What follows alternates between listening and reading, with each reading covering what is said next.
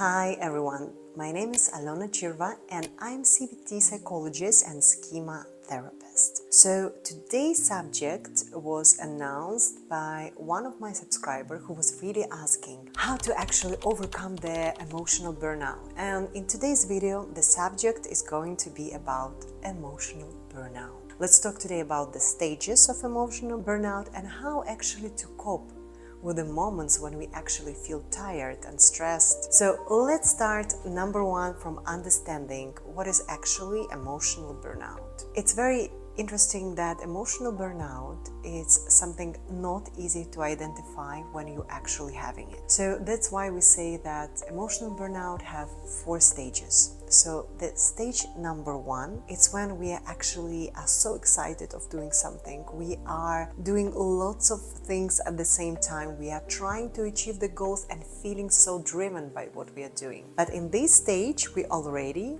feeling tired, but not recognizing it because our hormonal system is working so fast and on the high speed. On the second stage, the emotional burnout called tiredness, where we already feel tired, where we are not sleeping enough, where we are not eating enough, where we are feeling actually exhausted. And some people in this stage, they are trying to do something. They are maybe getting more sleep, understanding what is good for them, what to do with this kind of conditions, and they recover. But because the rhythm of our life, the tempo of our life is so fast that sometimes we don't have time to recognize that we are actually tired and we are having this chronic tiredness and taking into the third stage, which called depression. So on the third stage of emotional burnout, people feeling already depressed, tired. They are not finding the meaning of life. It's so hard for them to understand why they're actually doing that. They are not happy with the work, they are not happy with their life, they are not happy with anything. And on the fourth stage is the last stage of emotional burnout, where actually they burn.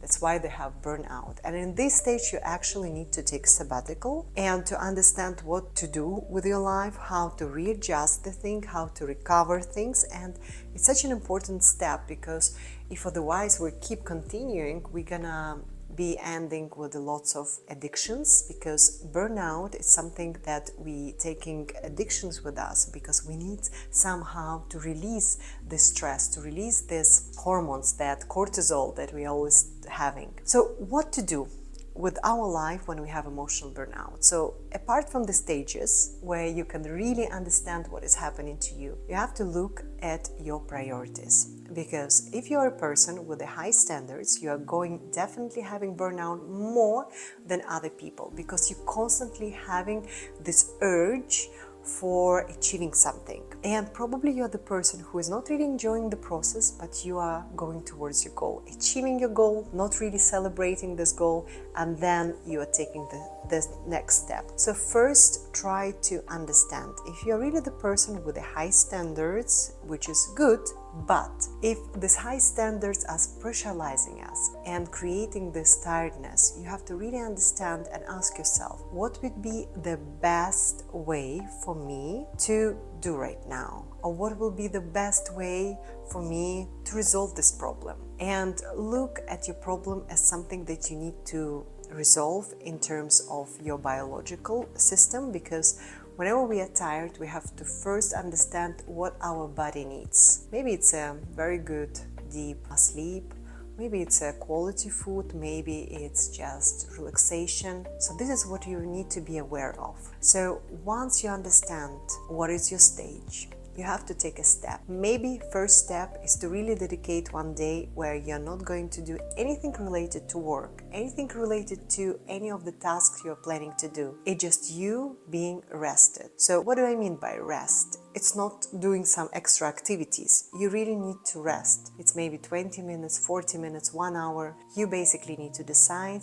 how long you will need to get rest. It's not scrolling your phone, it's not watching movies, it's rest. Closing the eyes, relaxing, or might be just, walking in nature, something like this. And the most important is taking really breaks every month, because when we are having professions or jobs related to humans, like doctors, teachers, psychologists, all those people who are talking to people, they really need to recover their resources much more often. So please comment on the video below if you have any questions, and I'm looking forward to seeing you in the next one.